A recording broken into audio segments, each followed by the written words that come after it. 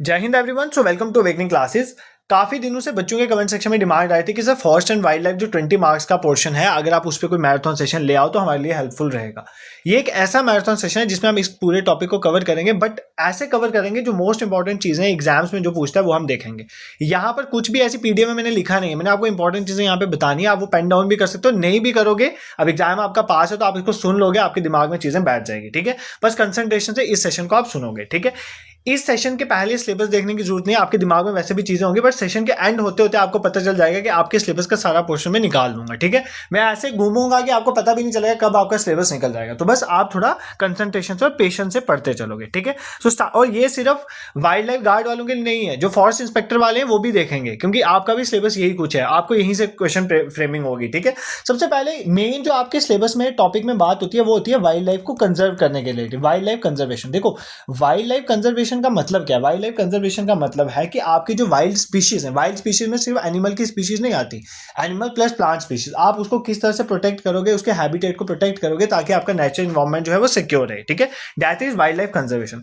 अब wild life conservation को हम किस तरह से पढ़ेंगे? पहले हम देखेंगे इंटरनेशनल लेवल पे क्या क्या हो रहा है वाइल्ड लाइफ को प्रोटेक्ट करने के लिए, फिर हम नेशनल लेवल पे चलेंगे। ठीक है, सबसे पहले इंटरनेशनल लेवल पे सबसे इंपॉर्टेंट ऑर्गेनाइजेशन जिसकी बात होती है दैट इज साइट्स। किसकी बात होती है? साइट्स। साइट्स की फुल फॉर्म क्या है? अगर आपने ये सब चीजें नहीं पढ़ी है तो कहीं ना कहीं गड़बड़ है। साइट्स की फुल फॉर्म होती है convention on international trade in endangered species of wild fauna and flora. Fauna and flora दोनों की बात है, फ्लोरा मतलब प्लांट स्पीशीज, फना मतलब एनिमल स्पीशीज। मतलब एक ऐसी कन्वेंशन है जिसके तहत international trade in danger species का किस तरह से होगा वो इसको रेगुलेट करेगी। ठीक है, इसको किस कन्वेंशन के थ्रू बनाया गया था ये एग्जाम में पूछेगा, वाशिंगटन कन्वेंशन। क्या नाम है इस कन्वेंशन का? वाशिंगटन पे हुई थी ये कन्वेंशन साइन, तो इसलिए उसके नाम पे रखा गया है। ठीक है, ये एक इंटरनेशनल एग्रीमेंट है, मतलब multilateral different countries of the world का आपस में एक ट्रीटी साइन किया है कि किस तरह से वाइल्ड प्लांट्स और एनिमल्स जो हैं उनके हम सर्वाइवल को प्रोटेक्ट करेंगे, उनकी स्पीशीज को प्रोटेक्ट करेंगे। इसका जो बेसिकली ड्राफ्ट तैयार हुआ था वो ड्राफ्ट तैयार हुआ था 1963, बट ये डेट आपको ना पूछ के आपको एग्जाम में पूछेगा ये फोर्स में कब आई थी साइट्स ट्रीटी। ये फोर्स में आई थी 1975 में। कौन सी डेट? 1975। ठीक है, इसमें कितनी मेंबर कंट्रीज हैं? इसमें सारी इनकी मतलब नियर अबाउट 184 मेंबर कंट्रीज इसका पार्ट है, जिसमें यूरोपियन यूनियन को मिला के। ठीक है, और ये लीगली बाइंडिंग है, मतलब सभी जो इसकी कंट्रीज है उन सबको इसको मानना है, तो ये लीगली बाइंडिंग है। ठीक है, ये भी आपको याद रखना है। ठीक है, तो बट ये क्या हुआ कि साइज हमने लाया, बट डिफरेंट नेशंस ने अपने अंदर इसको इतना लाया नहीं, तो उसकी वजह से इतना चला नहीं। ठीक है, बट साइड्स में आपको आपने सुना होगा, अभी मैं आपको चीजें क्लियर करूंगा। साइड्स जो है इसमें जब साइड्स में मेंबर्स मिलते हैं, इसकी जो मेंबर कंट्रीज मिलते हैं उसको बोलते हैं साइड्स की कॉन्फ्रेंस ऑफ पार्टी। ये हर दूसरे या तीसरे साल कहीं ना कहीं मिलते हैं आपस में। ठीक है, मिलते हैं और फिर डिस्कशन करते हैं साइड्स के रिलेटेड। और इंपॉर्टेंट साइड से आपको पूछा जाता है, आपने कई बार देखा होगा कोई स्पीशीज होगी उसको बोला जाता है इसको साइड्स के अपेंडिक्स 1 में रखा गया है, अपेंडिक्स 2 में रखा गया या अपेंडिक्स 3 में रखा गया। ये 3 अपेंडिक्स हैं साइड्स के, अपेंडिक्स 1, अपेंडिक्स 2, आपने सुना होगा इसके बारे में, और अपेंडिक्स 3। क्या है अपेंडिक्स 1, अपेंडिक्स 2 और अपेंडिक्स 3? इसके बारे में थोड़ा आपको आइडिया होना चाहिए। क्या है अपेंडिक्स 1 में? उनको रखा जाता है जिन स्पीशीज को थ्रेटन है कि वो एक्सटिंक्ट हो सकती है, मतलब वो खत्म हो सकते हैं। थ्रेटन विद एक्सटिंक्ट मतलब ये बिल्कुल खत्म होने पे की तादाद पे है, तो ये यहाँ पे अपेंडिक्स 1 में रखी जाती हैं। अब अपेंडिक्स 2 में वो मतलब जो थ्रेटन है विद एक्सटिंक्ट, जो खत्म हो सकते हैं, उनको ज्यादा प्रोटेक्शन होगी। जो अपेंडिक्स 2 में उसमें थोड़ी लेस प्रोटेक्शन होती है, क्योंकि बेसिकली ये not necessary threaten with extinct, मतलब ये इनको खतरा है बट ये एक्सटिंक्ट होने वाली नहीं है अभी। ठीक है, तो इसका मतलब इसमें थोड़ी कम प्रोटेक्शन होगी। ठीक है, और तीसरे अपेंडिक्स में वो बेसिकली स्पीशीज रखी जाती हैं जो किसी एक कंट्रीज में प्रोटेक्टेड है, at least in one country protected. ठीक है, मतलब मान लो जो सिर्फ ऑस्ट्रेलिया में प्रोटेक्टेड है, तो ऑस्ट्रेलिया वाला बोलेगा इनको साइट्स वालों को कि आप इसको भी अपेंडिक्स 3 में रख दो, मतलब ऑस्ट्रेलिया में ये प्रोटेक्टेड है। ठीक है, ये कुछ चीजें आपको साइट्स के बारे में पता होनी चाहिए। सर क्या क्या हमने देखा? हम बेसिकली पढ़ रहे हैं कि वाइल्ड लाइफ को कंजर्व करने के लिए हमारे पास क्या क्या चीजें हैं। जैसे इंटरनेशनल लेवल में सबसे पहले हमारे पास क्या है? CITES. CITES is convention on international trade of endangered species in wild fauna and flora. कब इसका ड्राफ्ट तैयार हुआ? 1963 वाशिंगटन कन्वेंशन के तहत, तो 1975 में ये फोर्स है। इसमें 184 जो मेंबर कंट्रीज हैं यूरोपियन यूनियन को मिला के, इसमें ये लीगली बाइंडिंग है। और साइट्स की कॉन्फ्रेंस ऑफ पार्टी हर दूसरे तीसरे साल मिलती है आपस में। इसमें 3 अपेंडिक्स आते हैं, अपेंडिक्स 1, अपेंडिक्स 2, अपेंडिक्स 3। अपेंडिक्स 1 में आती हैं जो थ्रेटेंड है स्पीशीज विद एक्सटिंक्शन, जो खत्म हो सकती हैं। और अपेंडिक्स 2 में अब जो थ्रेटेंड विद एक्सटिंक्शन है तो उसमें ज्यादा प्रोटेक्शन होगी। पेपर में ना थोड़ा स्मार्ट वर्क करना है, अब सब तो याद नहीं ना कर सकते भाई, ये बहुत वास्ट टॉपिक है। तो भाई आपको पता है जो अपेंडिक्स 1 है उसमें ज्यादा थ्रेटन है, तो ज्यादा प्रोटेक्शन वाला अगर ऑप्शन होगा तो वहां पे मार्क करना, ठीक है, तो दिमाग खोल के पेपर में काम करना। और अपेंडिक्स 2 में इतना एक्सटेंशन वाला बात नहीं है वहां पर खत्म होने वाली। और अपेंडिक्स 3 में एटलीस्ट एक कंट्री में वो जो है वो प्रोटेक्टेड है, तो इसको प्रोटेक्ट करने की बात की जाती है, ठीक है। और इंटरनेशनल लेवल पे हम क्या क्या कर रहे हैं, इंटरनेशनल लेवल पे एक और कन्वेंशन है सीएमएस कन्वेंशन, इसके बारे में एग्जाम में पूछता है। CMS stand for convention on migratory species. किसमें कन्वेंशन है, माइग्रेटरी स्पीशीज। इसमें सिर्फ बर्ड्स नहीं आते, इसमें वो सारी स्पीशीज आ जाती हैं जो माइग्रेट करते हैं। बर्ड्स तो है ही है, उसको छोड़ के और भी स्पीशीज जो सारी माइग्रेट करते हैं उनके रिलेटेड हमने एक कन्वेंशन बनाया है, ठीक है। सबसे पहले ये किसके अंदर है, यूएनईपी के अंदर, यूनाइटेड नेशन इन्वायरमेंट प्रोग्राम के अंदर हमने इसको बनाया। कब बनाया, 1979 पे, ठीक है। और कौन सी जगह पे बनाया, इसको बोन पे बनाया। बोन कहां पर है, बोन इज इन जर्मनी, इसीलिए इस कन्वेंशन का नाम बोन कन्वेंशन भी है। क्या नाम है, बोन कन्वेंशन। ऐसे क्वेश्चन पेपर में आते हैं भाई, पढ़ा करो ये सब चीजें। कन्वेंशन ऑन माइग्रेटरी स्पीशीज जो है यूएनईपी के अंदर, इसमें बोन कन्वेंशन भी कहा जाता है। और बोन प्लेस इन जर्मनी, उसमें 1979 में जो है ये कन्वेंशन जो आया था। बट आपको पूछेगा फोर्स में कब आया था, फोर्स में आया था 1983 में, ठीक है। इसमें क्या करते हैं, इसमें हम बेसिकली कंजर्व करने की कोशिश कर रहे हैं, चाहे वो टेरिस्ट्रियल है, चाहे वो एक्वेटिक है, मतलब पानी के अंदर है, चाहे वो एवियन बर्ड की स्पीशीज हैं जो माइग्रेट होती है एक जगह से दूसरी जगह। इसमें भी जो है अपेंडिक्स लिस्ट वगैरह होती है, इतना आपको डीपली नहीं पूछेगा। तो सीएमएस के बारे में ये चीजें आपको पता होनी चाहिए, ठीक है। तीसरी सबसे इंपॉर्टेंट, ये सबसे इंपॉर्टेंट है और ये आपके सिलेबस में मेंशन भी है। आपके सिलेबस में मेंशन है कि इंडेंजर्ड और डेंजर स्टेटस बताना है, ठीक है, स्पीशीज का क्या स्टेटस है। वो लिस्ट कौन देता है, IUCN. IUCN stand for international union for conservation of nature. Full form क्या है, international union for conservation of nature. ये क्या है, ये एक इंटरनेशनल लेवल पे एनजीओ है, नॉन गवर्नमेंट ऑर्गेनाइजेशन है, जिसका काम है नेचर को कंजर्व करना और नेचुरल रिसोर्सेज का सस्टेनेबल यूज हो। इसका एग्जाम में पूछता है इसका हेडक्वार्टर कहां पर है, इसका हेडक्वार्टर है ग्लैंड में। कहां पर है, ग्लैंड, स्विट्जरलैंड में। आप मुझे एक चीज बताओगे कि यूनाइटेड नेशनल इन्वायरमेंट प्रोग्राम का हेडक्वार्टर कहां पर। अभी वीडियो पॉज करो, नहीं आता गूगल सर्च करो, कमेंट सेक्शन में आंसर करो, ठीक है। तो आईयूसीएन का हेडक्वार्टर कहां पर है, ग्लैंड में। Gland is a place in Switzerland, तो स्विट्जरलैंड में, ठीक है। ये कब आया, फोर्स में 1948 में आई है IUCN, international union for conservation of nature. IUCN सबसे इंपॉर्टेंट किस चीज के लिए फेमस है, ये एक लिस्ट शेयर करता है। आईयूसीएन कौन सी लिस्ट शेयर करता है, जिसको हम बोलते हैं आईयूसीएन रेड लिस्ट। क्या बोलते हैं, आईयूसीएन रेड लिस्ट। ये आईयूसीएन रेड लिस्ट स्टेटस बताता है कि कोई स्पीशीज है वो इंडेंजर्ड है, खतरे में है, क्रिटिकली इंडेंजर्ड है या खत्म हो चुकी है। ये सारा इस लिस्ट में आता है, यही बताता है कंजर्वेशन स्टेटस स्पीशीज का। और पहली बार ये आईयूसीएन रेड लिस्ट कब पब्लिश हुई थी, इसकी बात की गई थी 1964 में, तो ये ईयर याद कर लेना। आईयूसीएन खुद 1948 में बना था, बट जो इसने रेड लिस्ट वगैरह लाई थी वो 1964 में लाई थी, आपको पता होना चाहिए, ठीक है। दिस इज क्लियर, कोई दिक्कत नहीं। अब ये जो आईयूसीएन लिस्ट शेयर करता है, उस लिस्ट में क्या क्या होता है, ये टेबल आपको अच्छे से पता होना चाहिए, ठीक है। मैं यहाँ पे टेबल बनाऊंगा, ये आराम से देखो। देखो हमारे पास ये सारी स्पीशीज हैं, ऑल स्पीशीज, ठीक है। उसमें देखो ध्यान से समझो, कुछ स्पीशीज होंगी जो जिनके बारे में स्टडी नहीं किया जाएगी, तो वो आ जाएंगी नॉट इवैल्यूएटेड। क्या, नॉट इवैल्यूएटेड, मतलब इनको तो हमने स्टडी नहीं किया। अभी बहुत सारे ऐसे स्पीशीज हैं हमने जिनको स्टडी नहीं किया। फिर उसके बाद कुछ स्पीशीज आएंगी जिनको हमने इवैल्यूएट किया। भाई पहले हम किसी को स्टडी करेंगे तो ही तो उसके बारे में बताएंगे। अगर मान लो हमने किसी को स्टडी किया बट उसके बारे में हमारे पास ज्यादा डेटा नहीं है, तो हम उसके लिए डीडी लिखते हैं, डेटा डेफिशिएंट, ठीक है। उसके बाद अब मान लो कुछ होंगी जिनके बारे में हमारे पास एडिक्वेट डेटा होगा, ठीक है, एडिक्वेट डेटा। ये दो की तो कहानी खत्म होगी ना। एक तो हमने इवैल्यूएट ही नहीं किए, मान लो हमने इवैल्यूएट तो करे बट उसका डेटा ही नहीं है, वो आएगा कौन सी कैटेगरी में, डेटा डेफिशिएंट, ठीक है। उसका अब मान लो वो है जिनके पास हमारे पास अच्छा खासा डेटा है, अब उसको हम डिवाइड करेंगे। कुछ ऐसी स्पीशीज आती हैं जो आती है लीस्ट कंसर्न, एलसी, उनके आगे लीस्ट कंसर्न आता है। कुछ ऐसी आएंगी जो होंगी नियर थ्रेटेंड, मतलब अब वो खतरे की तरफ बढ़ रही हैं, ठीक है। फिर आ जाती है हमारे पास वल्नरेबल, वल्नरेबल मतलब अब वो खतरे में, ठीक है। कौन सी, वल्नरेबल, खतरे में। उसके बाद आ जाती है इंडेंजर्ड, मतलब ये जो है ये एक्सटिंक्ट हो सकते हैं, ये इंडेंजर्ड है, ठीक है। उसके बाद फिर वो आ जाती है जो क्रिटिकली इंडेंजर्ड, मतलब अगर क्रिटिकली इंडेंजर्ड के सीआर लिखते हैं, अगर हमने इसको प्रोटेक्ट नहीं किया तो ये एक्सटिंक्ट हो सकती है, ठीक है। फिर आगे आ जाती है एक्सटिंक्ट इन वाइल्ड, मतलब कुछ ऐसी स्पीशीज हैं जो अब जंगल में नहीं पाई जाती, वो वहां पर खत्म होगी, बट मान लो किसी ने अपने घर पे उसको कैप्टिव में या जू में रख लिया, वो आ जाती है एक्सटिंक्ट इन वाइल्ड। और कुछ ऐसी स्पीशीज हैं जो एक्सटिंक्ट हो चुकी हैं, क्या हो चुकी हैं, एक्सटिंक्ट हो चुकी हैं, ठीक है। डायनासोर्स वो अब एक्सटिंक्ट की स्पीशीज में आ जाता है। इस सारे में आईयूसीएन डिवाइड कर ले। जैसे मान लो आपको मैं पूछूं हैंगुल कहां पर है, तो हैंगुल क्रिटिकली इंडेंजर्ड में, तो वो सीआर वाली कैटेगरी में। अगर मैं आपको पूछूं खलीज फिशन जो हमारा यूटी बर्ड है वो कहां पर है, वो लीस्ट कंसर्न में है। तो आपको स्पीशीज का ये स्टेटस पता होना चाहिए। अब सर करोड़ों के हिसाब से हमारे पास स्पीशीज हैं, क्या हम सबका स्टेटस याद रख सकते हैं? नहीं याद रख सकते। तो जो जितना एक्सटिंक्शन के पास है हमें उसके बारे में अच्छे से पता होना चाहिए। मान लो जो क्रिटिकली इंडेंजर्ड है वो हमें पता होना चाहिए, जो जम्मू कश्मीर में ज्यादा पाई जाती है वो हमें पता होना चाहिए। अब हम इसको याद करेंगे कौन सा किसका स्टेटस क्या है, ये आपके सिलेबस में मेंशन है, बट एक बार और मैं आपको ये रिवाइज करवाऊंगा टेबल, उसके बाद पढ़ेंगे। मुझे टाइम की परवाह नहीं है यार, अभी तो सेशन स्टार्ट हुआ है, मुझे टाइम के साथ कोई दिक्कत नहीं। मुझे ये है कि एग्जाम ओरिएंटेड चीजें तुम्हें आनी चाहिए, और तुम्हें इस सेशन को बार बार पढ़ने का टाइम नहीं है, तो एक ही बार हम इसको रिवाइज करके खत्म करेंगे, ठीक है। देखो जितनी भी स्पीशीज हैं इस यूनिवर्स में, उसमें सबसे पहले कुछ ऐसी स्पीशीज आई जो हमने स्टडी नहीं की, तो वो आगे नॉट इवेल्युएटेड में। अब कुछ आई जो हमने पढ़ी तो इवेल्युएटेड, उसमें कुछ का डेटा ही नहीं है, वो आ जाएंगी डेटा डेफिशिएंट में। फिर जिनके पास डेटा है उसमें कुछ होंगी जिनका ज्यादा कंसर्न नहीं है, लीस्ट कंसर्न मतलब ये लो रिस्क में, इनका ज्यादा रिस्क नहीं है।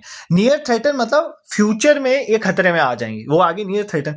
वल्नरेबल जो है वो इनका ये खतरे में, ठीक है, मतलब जंगल में ये खतरे में, ठीक है। ये जो तीन कैटेगरी है ना, ये थ्रेटन्ड कैटेगरी होती है। कौन सी? वल्नरेबल, इंडेंजर्ड और क्रिटिकली इंडेंजर्ड, इनको बोलते हैं थ्रेटन्ड कैटेगरी। एग्जाम में पूछे तो बता देना, थ्रेटन्ड कैटेगरी में मतलब ये खतरे वाली कैटेगरी है, ठीक है। इसमें सबसे कम खतरे वाला कौन सा? वल्नरेबल। इंडेंजर्ड है बेसिकली जो फ्यूचर में एक्सटिंक्ट हो सकता है, वो ज्यादा खतरे में है, ठीक है।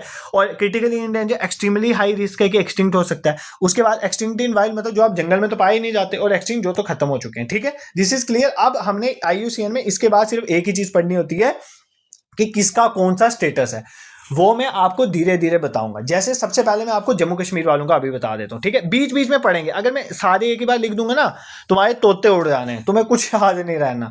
तो ऐसे नहीं करेंगे, हम घूम फिर के पढ़ेंगे, कुछ फैक्चुअल पढ़ेंगे, कुछ कंसेप्चुअल पढ़ेंगे, ताकि पूरे सेशन के बाद आपको चीजें दिमाग में बैठे। सबसे पहले जम्मू कश्मीर से स्टार्ट करते हैं। हैंगुल, हमारा हैंगुल क्या है? यूटी एनिमल, ठीक है। इसका साइंटिफिक नेम क्या? भाई साइंटिफिक नेम देख के जाना इंपॉर्टेंट स्पीशीज के, वो आप खुद देखोगे।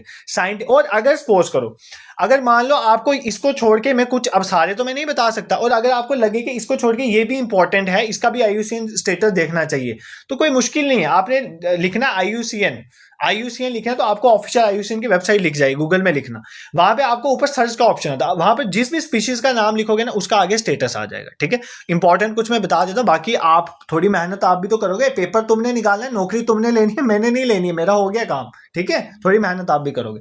तो हैंगुल का साइंटिफिक नेम है सर्वस एलिफस हैंगलू, ठीक है। ये इसका साइंटिफिक, मैं सबके साइंटिफिक नेम अभी नहीं बता रहा, वो आपको खुद देखने, ठीक है। इसका जो स्टेटस है वो क्रिटिकली इंडेंजर्ड है, CR लिख देता हूँ, क्रिटिकली इंडेंजर्ड, ठीक है। This is clear. फिर आपका एक मारखोर है, मारखोर, ये भी पूछा गया एक बार पेपर में। इसका साइंटिफिक नेम कैपरा फेल्कनोरिया, मैं नहीं लिखूंगा, बट इसका जो IUCN स्टेटस है वो नियर थ्रेटन है। फिर तिब्बतन एंटीलॉप, ये जो मैं यहाँ पर लिख रहा हूँ ना, ये तो रट ही लेना, तिब्बतन, क्योंकि ये कहीं ना कहीं जम्मू कश्मीर में पाए जाते हैं, तो ये आपके लिए इंपॉर्टेंट। तिब्बतन एंटीलॉप, ये भी नियर थ्रेटन है, ठीक है। इसका स्टेटस भी क्या है? Near threaten. उसके बाद और कौन सा है? फिर आपको पता है चिनार के पेड़ पाए जाते हैं हमारे यहाँ पे, ठीक है। चिनार प्लांट, चिनार का जिसको प्लांटनस ओरिएंटलिस कहते हैं, इसका स्टेटस लीस्ट कंसर्न है, ठीक है। चिनार का क्या है? Least concern. इस तरह दियोदार के पेड़ भी पाए जाते हैं, ये भी पूछ लेता है, दियोदार, इसका भी लीस्ट कंसर्न है, ठीक है। दियोदार सीड्रस दियोदरा इसका साइंटिफिक नेम है, ठीक है। इसका साइंटिफिक नेम देख लेना भाई, मेरा एक सेशन है flora and fauna of Jammu Kashmir, उसमें ये सब क्लियर हो जाएगा, वहां पे मैंने आपको पढ़ाया हुआ है, ठीक है। नेक्स्ट उसके बाद स्नो लेपर्ड, सर ये पूछता है पेपर में, स्नो लेपर्ड, तो स्नो लेपर्ड का स्टेटस वल्नरेबल है, क्या है? वल्नरेबल, ठीक है, वल्नरेबल है, ठीक है। This is clear. फिर हिमालयन ब्राउन बियर, क्या? हिमालयन ब्राउन बियर, ये JKSFB ने पहले पूछा हुआ है, हिमालयन ब्राउन बियर, इसका स्टेटस भी क्रिटिकली इंडेंजर्ड, जो तो क्रिटिकली इंडेंजर्ड है वो तो एग्जाम में आएगा। मस्क डियर, मस्क डियर, इसका स्टेटस क्या है? इंडेंजर्ड, ठीक है। मस्क डियर का क्या है? इंडेंजर्ड, क्या स्टेटस है? इंडेंजर्ड, ठीक है, ये भी आप याद रखोगे। फिर आपका जो ब्लैक नेक्ड क्रेन है, जो पहले आपका यूटी स्टेट जो बर्ड होता था, अब तो है हमारा खलीज फिसेंट है, पहले हमारा ब्लैक नाइट क्रेन होता था, अब ये किसका है? अब ये लद्दाख है, ब्लैक नाइट क्रेन, ठीक है। इसका स्टेटस क्या है? नियर थ्रेटन, क्या है? नियर थ्रेटन, ठीक है। फिर खलीज फिसेंट, खलीज फिसेंट जो कठुआ वाले एरिया में ज्यादा पाया जाता है, खलीज फिसेंट, इसका स्टेटस है लीस्ट कंसर्न, ठीक है। फिर एक हिमालयन तहर है, ये भी याद कर लो, हिमालयन तहर, ये है जो है नियर थ्रेटन। ये मैंने आपको जम्मू कश्मीर वाले बता दी। बोलो, आप बोलोगे सर टाइगर का नहीं बताया, सर आपने एलिफेंट का नहीं बताया, बताएंगे यार, बीच बीच में याद करोगे, ठीक है। ऐसे ही अभी बताऊंगा तो पागल हो जाओगे। तो सबसे पहले हमने क्या देखा? हैंगुल का क्रिटिकली इंडेंजर्ड, मारखोर का नियर थ्रेटन, तिब्बतन एंटीलॉप का नियर थ्रेटन, चिनार और देवदार का लीस्ट कंसर्न है, स्नो लेपर्ड का वल्नरेबल है, हिमालयन ब्राउन बियर का क्रिटिकली इंडेंजर्ड है, musk deer endangered, black necked crane near threatened, kalij pheasant least concern, और हिमालयन तहर का भी नियर थ्रेटन, ठीक है। This is clear. अभी तक हमने क्या करा? सर क्या पढ़ रहे हैं? अभी तक हमने पढ़ा कि इंटरनेशनल लेवल पे जो भी एफर्ट्स हुए वाइल्ड लाइफ कंजर्वेशन के लिए वो हमने देख लिए। अब हम इंटरनेशनल लेवल से हटके इंडिया में आएंगे। सबसे important wild life protection act जो आपके सिलेबस में मेंशन है उसको कवर करेंगे, ठीक है। उसके क्या क्या चेंजेस हुए हैं, कितनी लिस्ट आती है, वो सब देखेंगे। फिर प्रोजेक्ट टाइगर को देखेंगे और फिर इसके कुछ इंपॉर्टेंट और इंडेंजर स्पीशीज के बारे में भी देखेंगे, ठीक है। दिस इज क्लियर, कोई दिक्कत नहीं होती। अभी जो अभी पढ़ा है वो रिवाइज करेंगे, हर 15 मिनट के बाद रिवाइज करेंगे जो पढ़ा होगा, फिर आगे बढ़ते चलेंगे, ऐसे नहीं चलेंगे, ठीक है। देखो सेशन पढ़ाना मेरा काम, तुम्हें प्रिपेयर करवाना मेरा काम। बट अगर तुम्हें लगता है ना कि मैं कुछ पढ़ाने की कोशिश करता हूँ अपने लेवल पे, तो it hardly takes a second, you can support me by subscribing this YouTube channel, ठीक है। अगर अच्छा लगता है तो, नहीं तो जरूरत नहीं है, ठीक है। मुझे वही फैमिली वाले बंदे चाहिए। देखो सबसे पहले हमने देखा एक तो साइट्स वाशिंगटन कन्वेंशन के थ्रू आया, ड्राफ्ट 1963, फोर्स में 1975, लीगली बाइंडिंग है और साइट्स 2-3 साल के बाद मिलता है। इसमें 3 अपेंडिक्स हैं। सीएमएस पहले अपेंडिक्स ज्यादा प्रोटेक्शन, दूसरे में कम, तीसरे में जो आ गया वो किसी एक कंट्री में मान लो प्रोटेक्टेड है, एक से ज्यादा में भी। कन्वेंशन ऑन माइग्रेटरी स्पीशीज को बोन कन्वेंशन भी कहते हैं, जर्मनी बोन में है, यूएनईपी के तहत 1979 में, बट फोर्स में 1983, ठीक है। आईयूसीएन जो है international NGO, headquarter gland Switzerland में, रेड लिस्ट 1964 में, आईयूसीएन खुद 1948 में बना। इसमें मैंने बता दिया कौन कौन सी कैटेगरी है। हैंगुल क्रिटिकली एक बार चेक भी कर लेना, अगर ऐसा वैसे तो नहीं होगा, बट अगर इनकेस आपको लग रहा है थोड़ी गड़बड़ है तो आईयूसीएन की साइट में जाके, वहां पर जाके अगर इमीडिएटली कोई अभी स्टेटस चेंज हुआ तो आप देख सकते हो, ठीक है। मार्कहोर का नियर थ्रेटन है, तिब्बतन एंटीलोप का नियर थ्रेटन, चिनार और देवदार का लीस्ट कंसर्न है, स्टोर लेपर्ड का वल्नरेबल, हिमालयन ब्राउन बेयर का क्रिटिकल, मस्ट का इंडेंजर्ड, ब्लैक नाइट करें नियर थ्रेटन, खलीज फिशन लीस्ट करें, हिमालयन तक नहीं। भाई ये तो रटने ही रटने, इनको तुम नहीं छोड़ सकते, ठीक है। बाकी खाना छोड़ दो, वो भूल सकता है, चल सकता है, बट ये नहीं भूल सकते, ठीक है। अब चलते हैं इंडिया लेवल में गवर्नमेंट ऑफ इंडिया ने क्या क्या काम किए वाइल्ड लाइफ को प्रोटेक्ट करने के लिए, ठीक है। सबसे इंपॉर्टेंट चीज इसमें आती है वाइल्ड लाइफ प्रोटेक्शन एक्ट। सब कब आया wild life protection act? Wild life protection act आया हमारा 1972 में, ठीक है। ये एक लीगल फ्रेमवर्क हमने तैयार किया ताकि हम वाइल्ड एनिमल्स, सिर्फ वाइल्ड एनिमल्स की बात नहीं हो रही है, प्लांट्स की भी, वाइल्ड एनिमल्स और प्लांट्स को हम प्रोटेक्ट करेंगे। ओरिजिनली जब ये आया था 1972 में, ये पूरे इंडिया में चला था, बट जम्मू कश्मीर को छोड़ के था तब। बट जब 370 एब्रोगेट हुआ उसके बाद ये जम्मू कश्मीर में भी अप्लाई हो गया, ठीक है। अब जो 1972 का ये एक्ट आया था ना, जब 1972 में ये एक्ट आया था, इसमें टोटल कितने शेड्यूल होते थे तब? इसमें 6 शेड्यूल होते थे, ठीक है। कितने शेड्यूल होते थे? 6। बट अभी 6 नहीं है, ये मैं आगे आपको पढ़ाऊंगा, ठीक है। इनमें जब 1972 और अभी का डिफरेंस पढ़ाऊंगा तब बताऊंगा 6 पहले कौन से थे और अब उसमें क्या चेंज आया, ठीक है। अब वाइल्ड लाइफ प्रोटेक्शन एक्ट के अंदर हमने प्रोटेक्टेड एरियाज बनाए, ठीक है। वाइल्ड लाइफ प्रोटेक्शन एक्ट के अंदर हमने प्रोटेक्टेड एरियाज बनाए। आपको ये चीज याद रखनी है, ठीक है। देखो आपने सुना होगा नाम, आपने सुना होगा वाइल्ड लाइफ सेंचुरी का नाम, आपने सुना होगा नेशनल पार्क्स होते हैं, आपने सुना होगा कंजर्वेशन रिजर्व्स होते हैं। क्या होते हैं? कंजर्वेशन रिजर्व, आपके सिलेबस में भी है, ठीक है। कंजर्वेशन रिजर्व है, ठीक है। आपके सिलेबस में कम्युनिटी रिजर्व भी लिखा हुआ है, कम्युनिटी रिजर्व, ठीक है। कम्युनिटी रिजर्व ये भी लिखा हुआ है ना आपके सिलेबस में। और टाइगर रिजर्व, ये सारे ही किसके अंदर आते हैं? ये सारे ही वाइल्ड लाइफ प्रोटेक्शन एक्ट 1972 के अंदर ही बनाएंगे। वाइल्ड लाइफ सेंचुरी को हमारी स्टेट गवर्नमेंट या सेंट्रल गवर्नमेंट कोई भी डिक्लेयर कर सकती है। नेशनल पार्क में वाइल्ड लाइफ सेंचुरी से ज्यादा प्रोटेक्शन होती है। वाइल्ड लाइफ सेंचुरी भी प्रोटेक्शन देता है वाइल्ड लाइफ को, बट नेशनल पार्क में ज्यादा प्रोटेक्शन होती है। कंजर्वेशन रिजर्व और कम्युनिटी रिजर्व जो है ये डिक्लेयर करता है स्टेट गवर्नमेंट। अगर स्टेट गवर्नमेंट को लगता है कि कोई एरिया जो है कम्युनिटी के लिए इंपॉर्टेंट है या जो उसको प्रोटेक्ट करने की जरूरत है, तो उसको कंजर्वेशन रिजर्व या कम्युनिटी रिजर्व डिक्लेयर कर सकता है। कंजर्वेशन रिजर्व जो डिक्लेयर होते हैं ना, वो गवर्नमेंट एरियाज होते हैं। कौन से एरिया होते हैं? Government owned areas. But community reserve जो है कोई प्राइवेट भी एरिया हो सकता है किसी इंडिविजुअल का, ठीक है। वो वॉलंटरी अगर कंजर्व करना चाहे तो उसको कम्युनिटी रिजर्व डिक्लेयर कर सकते हैं। और टाइगर रिजर्व जो है, प्रोजेक्ट टाइगर वगैरह, ये सब वाइल्ड लाइफ प्रोटेक्शन एक्ट के अंदर आता है। ये हम आगे जाके देखेंगे, ठीक है। सबसे पहले तो आपको ये पता होना चाहिए कि ये सारे प्रोटेक्टेड एरियाज किसके अंदर आते हैं? वाइल्ड लाइफ प्रोटेक्शन एक्ट के अंदर आते हैं। दिस इज क्लियर, ठीक है। अब ये वाइल्ड लाइफ प्रोटेक्शन एक्ट ना अपने आप में एक बहुत बड़ी चीज है, इसके अंदर बहुत सी चीजें आती है। आप देखो इसके अंदर WPA के अंदर कौन कौन सी बॉडीज बनी है, ठीक है। बॉडीज अंडर WPA, ये सारी WPA के अंदर आएंगी जो मैं लिखूंगा। देखो सबसे पहले आपने एक बॉडी का नाम सुना होगा, national board for wild life. क्या नाम है इसका? National board for wild life, ठीक है। सबसे पहले national board for wild life कब बना? National board for wild life तब बना जो हमारा जो वाइल्ड लाइफ प्रोटेक्शन एक्ट था 1972 वाला, इसमें हमने चेंज लाई, इसमें अमेंडमेंट की कब? 2002 की बात है। उसके तहत हमने, हमारे पास पहले होता था international board for wild life, उसको चेंज करके इसका नाम रख दिया national board for wild life, ठीक है। This is clear. इसके ये एक स्टैट्यूटरी बॉडी है, सबसे पहले आपको ये याद रखना है। और इसके चेयरपर्सन कौन है? ये एग्जाम में पूछता है। इसके चेयरपर्सन होते हैं प्राइम मिनिस्टर ऑफ इंडिया, ठीक है। इसके चेयरपर्सन, दिस इज इंपॉर्टेंट, ठीक है। इसके चेयरपर्सन कौन होते हैं? जो है national board for wild life के चेयरपर्सन कौन है? प्राइम मिनिस्टर इंडिया के, ठीक है। इनका काम क्या है? बेसिकली ये वाइल्ड लाइफ मैटर को देखते हैं, उसके अप्रूवल लेना है। अगर गवर्नमेंट ऑफ इंडिया या स्टेट गवर्नमेंट को एडवाइस चाहिए तो इन्हीं से लेता है। ये सब इनके काम है। मतलब मतलब इन्वायरमेंट को प्रोटेक्ट करना, ठीक है। बट इसके चेयरपर्सन कौन है? प्राइम मिनिस्टर, ठीक है।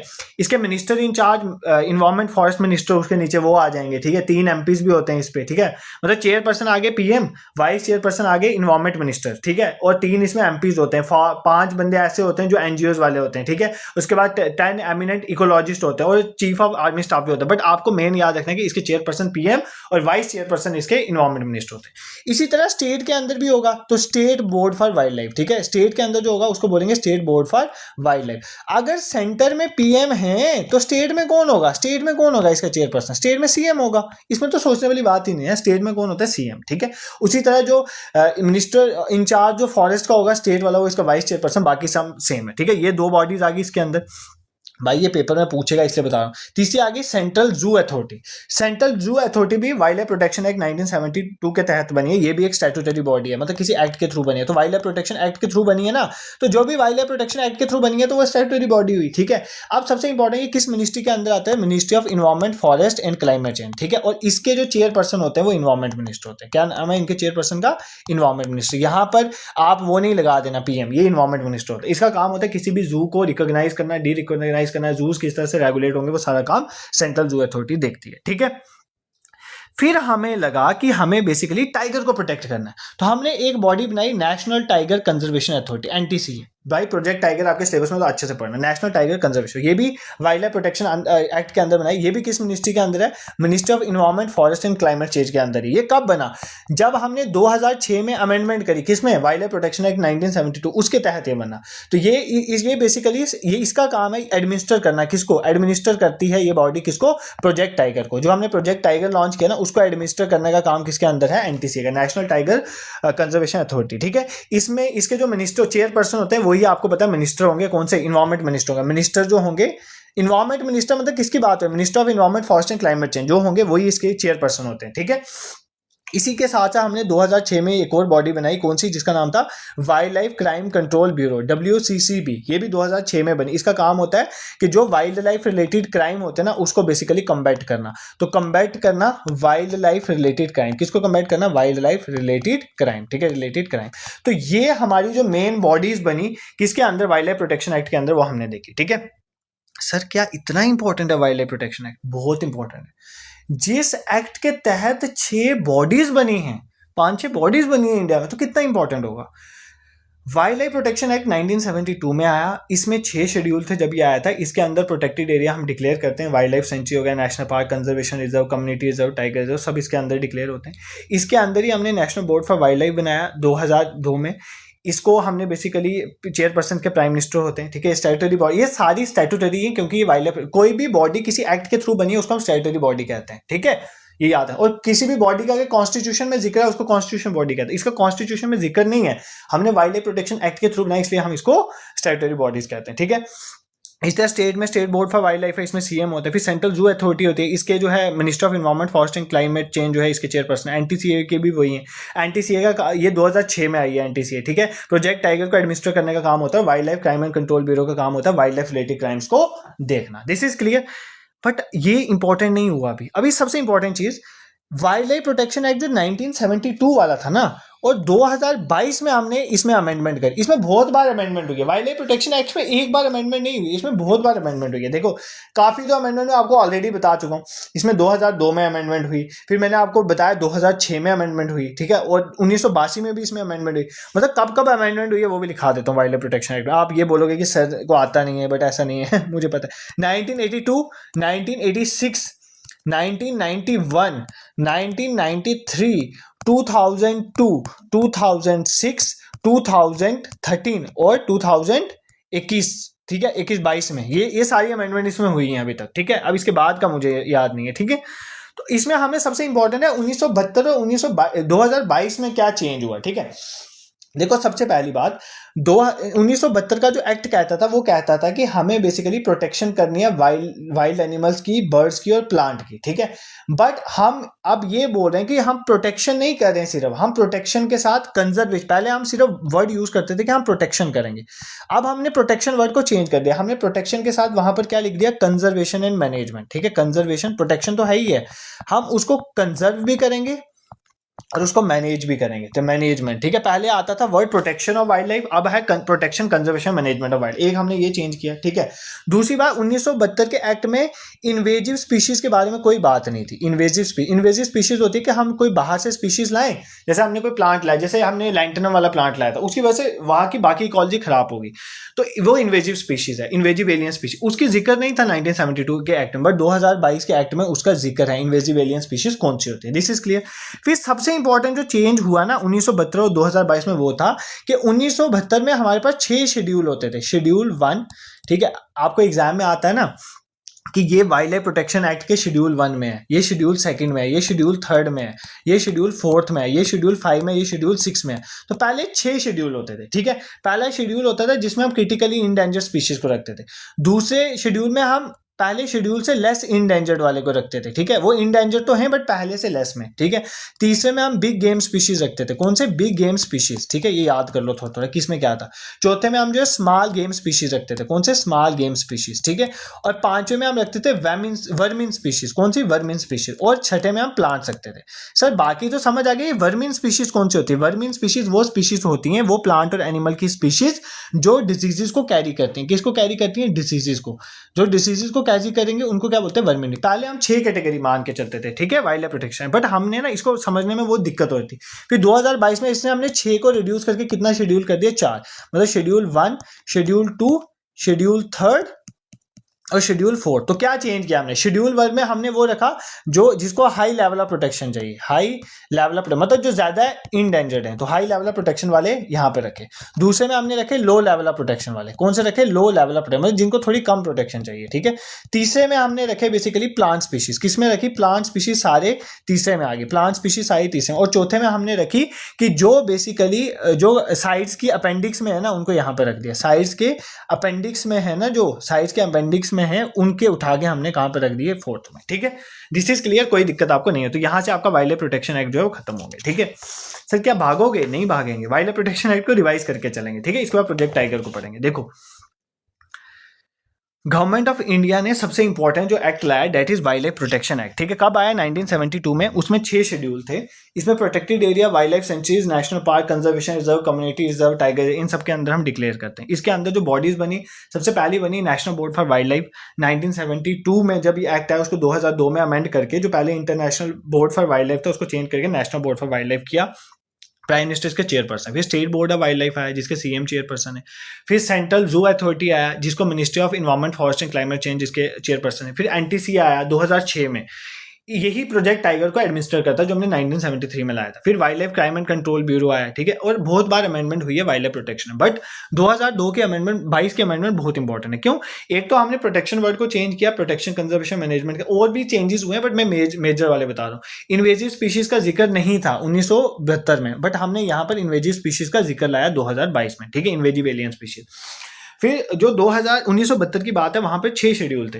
Critically endangered, less endangered, bigger species, big game species, small game species, vermin species, plant species. Vermin species वो होती हैं जो कैरी करती है डिसीजेज को, बट हमने इसको रिड्यूस करके 4 में कन्वर्ट कर दिया। पहले में हमने वो रखा जिसमें हाई लेवल ऑफ प्रोटेक्शन, दूसरे में जिसमें लो लेवल ऑफ प्रोटेक्शन, तीसरे में हमने प्लांट स्पीशीज रखे और चौथे में हमने साइड्स के जो अपेंडिक्स वाली स्पीशीज है वो रख दी। This is clear to you, यहां तक तुम्हें कोई दिक्कत नहीं है, ठीक है भाई। ये जो अभी तक कवर करा है ना, इसको अगर कोई और पढ़ा रहा होता तो 6 सेशन ले आता है इस पे, ठीक है। ये इतनी चीज़ें, बट फिर मेरे पास 6 सेशन लाने का टाइम नहीं है क्योंकि बहुत पेपर्स हैं। इसके बाद जो है जूनियर असिस्टेंट वाले बच्चों को मैंने आज बोला था कि मैं आपके लिए वो लाऊंगा वीडियो, किसके रिलेटेड, क्या बोलते हैं, रीजनिंग का मैराथन सेशन, बट आपके चक्कर में आपका पेपर पास और आपके कमेंट ऐसे आए थे कि सर हमें इस पोर्शन में बहुत दिक्कत है, तो मैं ला रहा हूँ। अब उनकी कल क्लास लूंगा, ठीक है।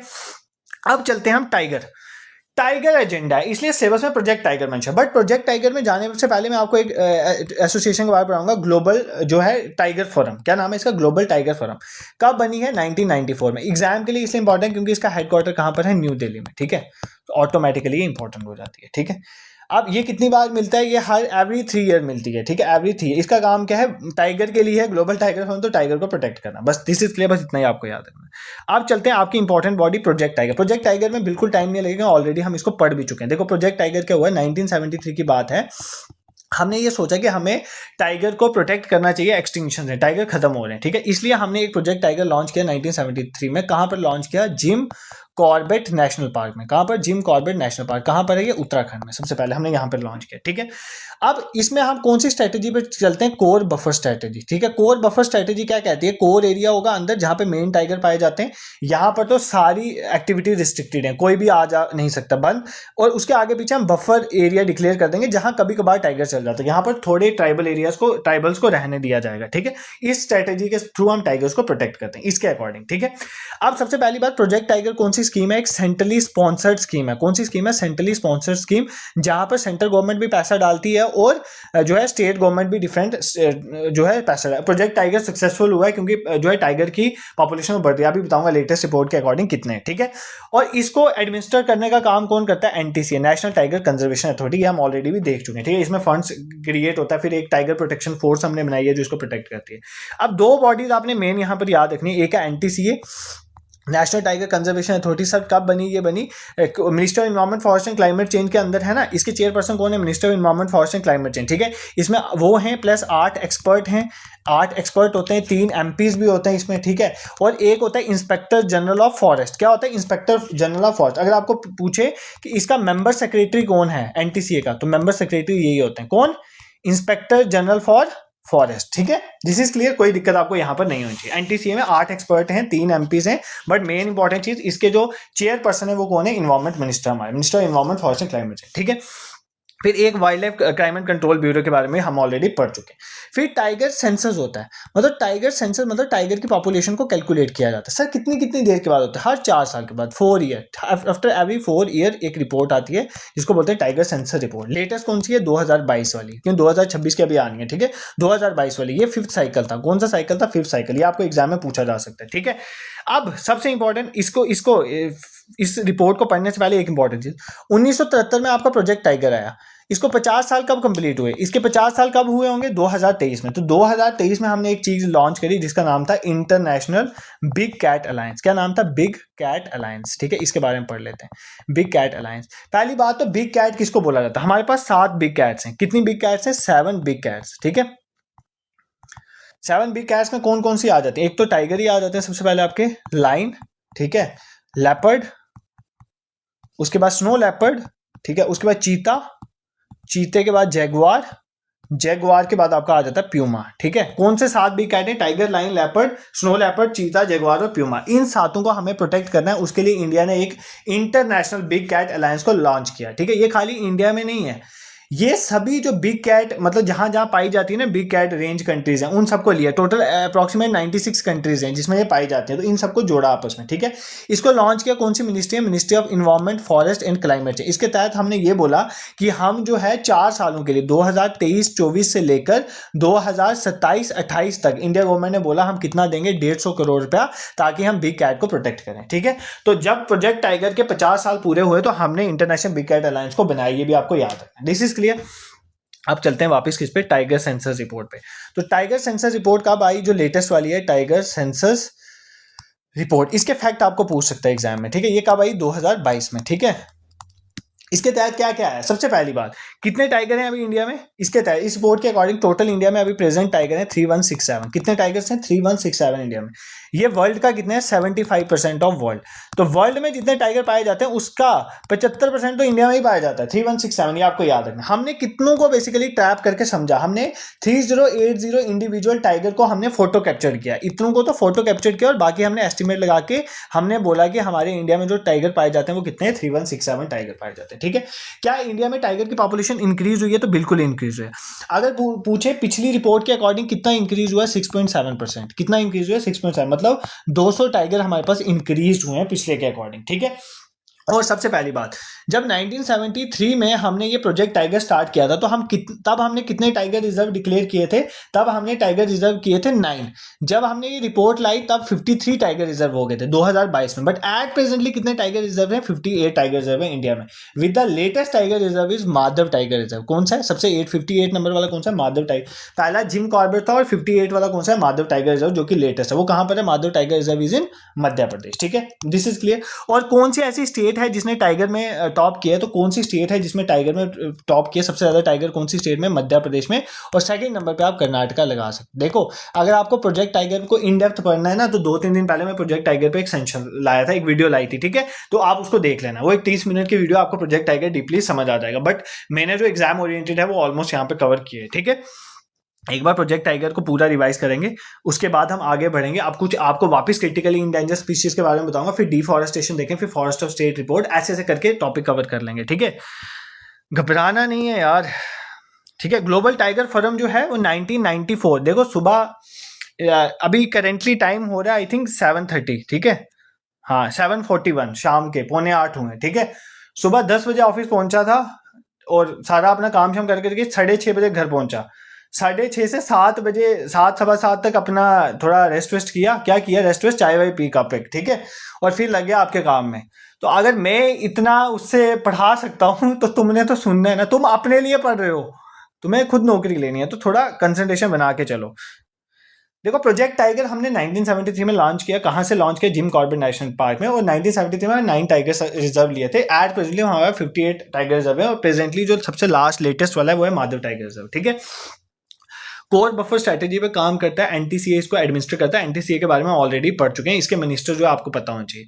फिर टाइगर सेंसर रिपोर्ट निकलती है हर चौथे साल में। जो अभी रिपोर्ट निकली है उसके तहत जो है इंडिया में 3167 टाइगर हैं, 75% ऑफ वर्ल्ड टाइगर है, 6.7% जो है जंप हुआ है, इंक्रीज हुआ है। टाइगर रिजर्व जो है कितने हैं वो हमने देख लिया, और 3080 इंडिविजुअल्स को हमने फोटो कैप्चर किया था। और फिर जब प्रोजेक्ट टाइगर के 50 साल हुए 2023 में, हमने एक इंटरनेशनल बिग कैट अलायंस को बनाया, जिसका हेडक्वार्टर तुम मुझे कमेंट सेक्शन में बताओगे। जो क्वेश्चन में आपको होम असाइनमेंट देता हूं वो मेरे सेशन से भी ज्यादा इंपॉर्टेंट है, ये बात याद रखना। तो उनके आंसर दे के जाना पेपर में। 7 बिग कैट्स हैं हमारी, इनको प्रोटेक्ट करना है। Tiger, line, leopard, snow leopard, चीता, जगुआर, प्यूमा, ठीक है, इन सबको हमें प्रोटेक्ट करना है। This is clear for you. और 2023 से 24 से 4 सालों तक हमने 150 करोड़ रुपए इसके लिए दे भी दिए, ठीक है। अब मैं आपको कुछ इंपॉर्टेंट स्पीशीज के जो है वो बताऊंगा आईयूसीएन स्टेटस। जैसे स्नो लेपर्ड का हमने क्या किया था, याद करो। स्नो लेपर्ड तो पढ़ा चुका हूं ना, वल्नरेबल। स्नो लेपर्ड का क्या है? वल्नरेबल, ठीक है, ये आपको याद आना चाहिए। देखो अब एग्जाम में आपको क्या पूछेगा, किसके बारे में पूछेगा? देखो जैसे अगर आपको पूछ ले अफ्रीकन चीता जो है, अफ्रीकन चीता, इसका आईयूसीएन स्टेटस क्या है? अफ्रीकन चीता क्यों पढ़ा रहा हूं इसका भी रीजन बताऊंगा। इसका आईयूसीएन स्टेटस भी वल्नरेबल है। क्या है? वल्नरेबल, ठीक है। बट अगर आपको कोई एशियन चीता के बारे में पूछ ले, एशियन चीता, इसका आईयूसीएन स्टेटस क्या है? इसका आईयूसीएन स्टेटस है क्रिटिकली इंडेंजर, ठीक है। ये इसलिए पढ़ा दूं कि हमने अभी चीता लाए ना नमीबिया से, अभी बताऊंगा उसके बारे में, ठीक है। पहले 2-3 और याद कर लो, ठीक है। उसके और कौन सा इंपॉर्टेंट है, क्या हो गया यार इसको, ठीक है। उसके बाद लेपर्ड की बात करते हैं। लेपर्ड, ठीक है, लेपर्ड का आईयूसीएन स्टेटस क्या है? लेपर्ड का आईयूसीएन स्टेटस भी वल्नरेबल है। क्या है इसका? वल्नरेबल आईयूसीएन स्टेटस है। फिर जैगुआर का क्या आईयूसीएन स्टेटस है? नियर थ्रेटन, ठीक है। जैगुआर भी उतना इंपॉर्टेंट नहीं है जितना ये इंपॉर्टेंट थे। अफ्रीकन चीता का आईयूसीएन स्टेटस जो है वल्नरेबल है, एशियन चीता का क्रिटिकली इंडेंजर्ड। देखो हमने स्नो लेपर्ड को प्रोटेक्ट करने के लिए एक प्रोजेक्ट लाया था। प्रोजेक्ट जैसे प्रोजेक्ट टाइगर है, ऐसे स्नो लेपर्ड के लिए प्रोजेक्ट स्नो लेपर्ड है। जो भी प्रोजेक्ट आए, कब आए, किस साल में, आपको पता होना चाहिए, ठीक है। जैसे आप मुझे अभी बताओगे कि प्रोजेक्ट हैंगुल हमने कब लाया, स्नो लेपर्ड 2009 में लाया project hangul. This is very important for your exam. इसकी डेट आप मुझे अभी वीडियो पॉज करिए, जो क्वेश्चन पूछ रहा हूं कमेंट सेक्शन में बताओ। प्रोजेक्ट हैंगुल कब लाया? यूएनईपी का हेडक्वार्टर कहां पर है? ये क्वेश्चन पूछा मैंने आपको, ये बताओ कहां पर है, ठीक है। प्रोजेक्ट स्नो लेपर्ड हमने 2009 में लाया, ठीक है। अब देखो, अब आपको एग्जाम में क्वेश्चन पूछेगा अफ्रीकन चीता का स्टेटस वल्नरेबल है और एशियन चीता का क्रिटिकली इंडेंजर। भाई क्रिटिकली इंडेंजर जो ऑलरेडी है उसको तो हम ला नहीं सकते ना। तो हमारे इंडिया में जो है चीता खत्म हो गए थे। तो हमने क्या किया था, हमने अफ्रीकन चीताज को कहां से लाया? सबसे पहले नमीबिया से लाया। अब और कंट्री से भी हम लाए थे, बट नमीबिया से सबसे पहले लाया। ये एग्जाम में पूछेगा कहां पर लाया था? Kuno national park. आपको पूछ सकता है कूनो नेशनल पार्क कहां पर है? मध्य प्रदेश में, ठीक है। ये आपको याद है। कुछ इंपॉर्टेंट फैक्ट्स हैं जो आपको याद रखने, ठीक है। एशियन चीता का स्टेटस क्रिटिकली इंडेंजर्ड। एशियन चीता अब सिर्फ ईरान में रह गए 40 से 50, ठीक है। इंडिया में खत्म हो गए। इंडिया में लास्ट जो है मुझे लगता है 1952 में पाए जाते थे, उसके बाद नहीं मिले। तो अफ्रीकन चीता हमने वहां से उठा के लाया। इसकी पॉपुलेशन जो है अच्छी खासी है अफ्रीका में, मतलब 7,000 तक है, तो हमने वहां से लाए, ठीक है। नेक्स्ट देखो, अब नेक्स्ट उसके बाद और किसका आईयूसीएन स्टेटस आपको पूछ सकता है। जो इंपॉर्टेंट है वो सारे अभी लिखवा दूंगा, ठीक है। अब लाइन की बात करें, सबसे पहले अगर मैं एक लाइन की बात करूं, बारबरी लाइन, ठीक है, बारबरी लाइन, ठीक है। ये भी कई बार पूछा गया। बारबरी लाइन जो है, इसका नाम कभी सुनते हो नहीं, तो मतलब ये एक्सटिंक्ट हो चुका है, एक्सटिंक्ट हो चुका है वाइल्ड में, मतलब जंगलों में तो आप पाया नहीं जाता, किसी ने कैप्टिव सिचुएशन में रखा हो तो मैं बोल नहीं सकता, ठीक है। उसके बाद आपका अफ्रीकन लाइन, जो अफ्रीका में पाया जाता है, अफ्रीकन लाइन, इसका आयुसियन स्टेटस वल्नरेबल, अफ्रीकन लाइन का। बट जो एशियन लाइन है हमारा, एशिएटिक लाइन, जो हमारा जो गिर नेशनल पार्क वगैरह में पाया जाता है, एशिएटिक लाइन, ये लाइन की बात हो रही है, इसका स्टेटस जो है endangered. This is very important for your exam, ठीक है। एशिएटिक लाइन का स्टेटस क्या है? इंडेंजर्ड, ठीक है। और पूछेगा कि आपको एलिफेंट के बारे में पूछ सकते हैं। किसके बारे में पूछ सकता है? एलिफेंट में।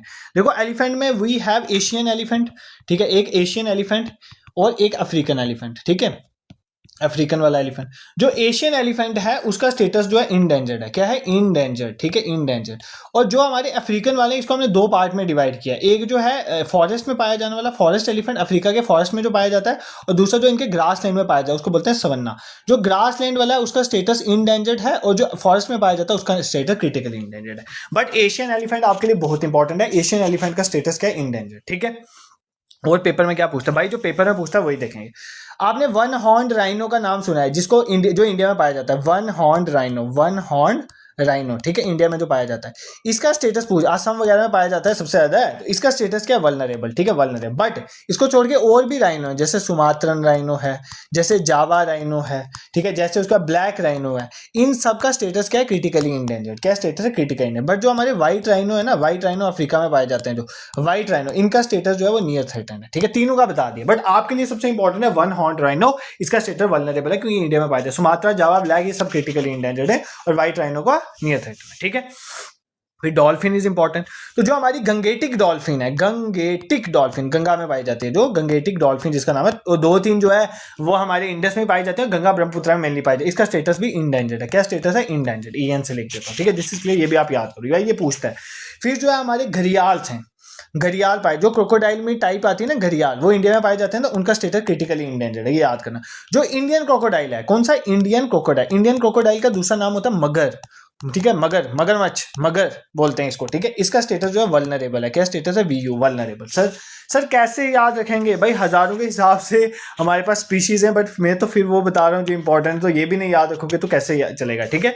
अब टर्टल के भी एग्जाम में पूछता है, बट आपको सबसे इंपॉर्टेंट जो उड़ीसा के कोस्ट में आते हैं, olive Ridley turtle, olive Ridley turtle, इसके बारे में पूछता है, रिडले टर्टल, ठीक है। इसका स्टेटस जो है वो क्या है? वल्नरेबल। क्या स्टेटस है? वल्नरेबल। ये तो आपको याद है। फिर इंडियन वल्चर, ऐसा कोई पेपर नहीं है जहां पे इंडियन वल्चर नहीं पूछा, और आपको पता है इंडियन वल्चर अब खत्म हो रहे हैं, तो इसका स्टेटस भी क्रिटिकली इंडेंजर्ड है, क्योंकि आपको पता है डाइक्लोफिनाइल है, वो फिनाइल जो है वो ऊपर ऊपर बढ़ती जाती है इसकी पॉपुलेशन, इसकी वजह से हमारे जो है इंडियन वल्चर जो है वो खत्म हो रहे हैं, तो इसका स्टेटस जो है वो क्रिटिकली इंडेंजर्ड है।